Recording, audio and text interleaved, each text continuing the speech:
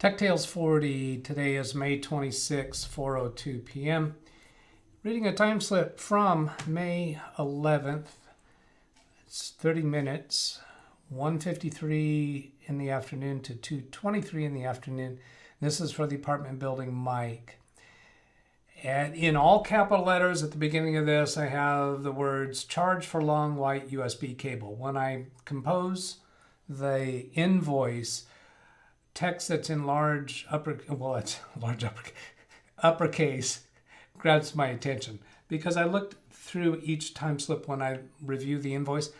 I don't necessarily read through them all because I make sure when I enter the time slips in QuickBooks Online that I've got it the way that I want it to be. There's some exceptions to that, and I mentioned an exception to that a day or two ago. But this in all caps gets my attention to charge for the long white USB cable because I don't flag those as inventory items. They're just supplies. Then for Juliet, his name begins with a J, set up new computer and printer at desk.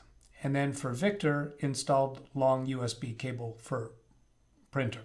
So Victor, I had installed the new computer in the prior week. This is on Tuesday.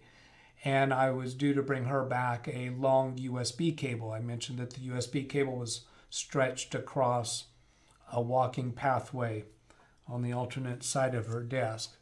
I hear my phone going. That's going to have to wait. And then for Juliet, Juliet is a male, Victor is a female, if it matters. His computer, I wasn't able to set it up when I set up Victor's computer because his office was locked. So I knew I was coming back anyway, so that's when I was going to install the longer USB cable.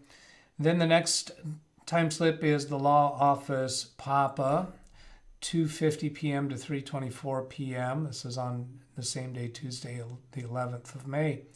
For Romeo, troubleshot Outlook symptom where text for email messages is not visible. Found and applied fix by rolling Outlook back to the prior version. This was 34 minutes.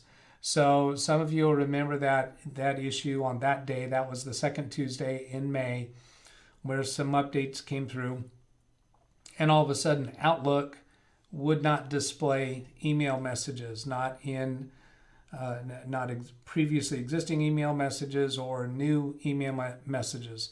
So this was the first one I actually worked on. I had received by that time a call from somebody else explaining the symptom. So 34 minutes to find the fix and apply it. The next time slip is from the CPA office, Romeo, and the person in the office was Hotel and Mike. Remote connection to both computers to fix Outlook symptom where text for email messages is not visible by rolling Outlook back to the prior version. That was a total of 10 minutes to fix both computers that had that symptom. And then for the law office Papa, 3:38 p.m. to 3:47 p.m., 9 minutes. For Mike, remote connection to fix Outlook symptom where text for email messages are not visible by rolling Outlook back to the prior version. I think I got to just copy and paste these time slips. So 9 minutes on that one. And then the next one, the law office Papa from 7:13 p.m. to 7:21 p.m. for Golf and Juliet.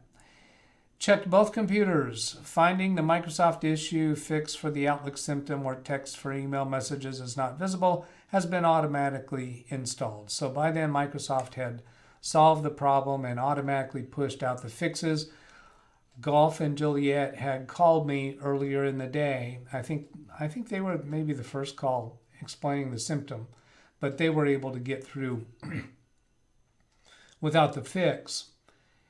And so that was 8 minutes to check both of those computers, and they were fixed. So that was the end of that incident of that messed up update from Microsoft. Then the apartment facility by the name of Golf. This was the following day on Wednesday, May 12th. 2 minutes. 7:48 a.m. to 7:50 a.m. Baker. Phone support regarding computer won't turn on even after moving power cord to another outlet. So he had actually moved the power cord to another outlet. I advised him to unplug the computer and leave it unplugged for a full 2 minutes. While unplugged, hold down the power button on the computer for 10 seconds to discharge the power supply capacitors. That was a little overkill, actually. 2 minutes without holding the power button would have been fine. Then reconnect the power and turn the computer on. Later, Bravo reported the computer working. So I gave him instructions what to do. It's a 2-minute time slip. This is back to one of those things where some people might criticize these little tiny time charges, but it is a terrific PR for the client to see, I got this person back to working with a 2-minute phone call because he was authorized to call me direct. I've had clients in the past where they instruct their employees, no one's allowed to call Doug without checking first with management.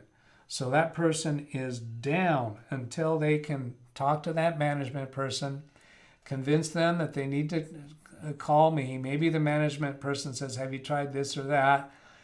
And then the person goes back with authorization to call me. They call me, and it's a 2-minute fix. How frustrating is that? So every one of my clients who have ever had a period of time where they told their staff that they had to get approval before calling me, every one of them dropped that. And I think it's because they see that I have these tiny time charges for fixing a problem that's got a person unable to work. It's not much money to me. It seriously is not. The financial benefit to me is when I give them a time slip that might seem kind of long for what I describe, they don't get so upset over it. And they never get upset over it anymore. Well, I've been doing this all along, so anyway, I just don't get clients upset at time slips that take a long time. And if they do, you know what? I do remember having this conversation. It's just been a long time. If they do, I tell them, well, look at my invoices. You'll see some of the descriptions was a very small time charge for fixing a problem that has somebody down that easily it could have taken longer. I charge you for the time that I spent. That's all I have to sell. And if I don't charge for the time that I spend, I have trouble staying in business, and then I'm not available to service your needs. I've never actually gone through that whole spiel with somebody, but theoretically that's what I could say. So yeah, I think that's a good place to stop. Looking at the next one, it might take some longer time. So I hope that was useful. Have a great day. Catch you later. Goodbye.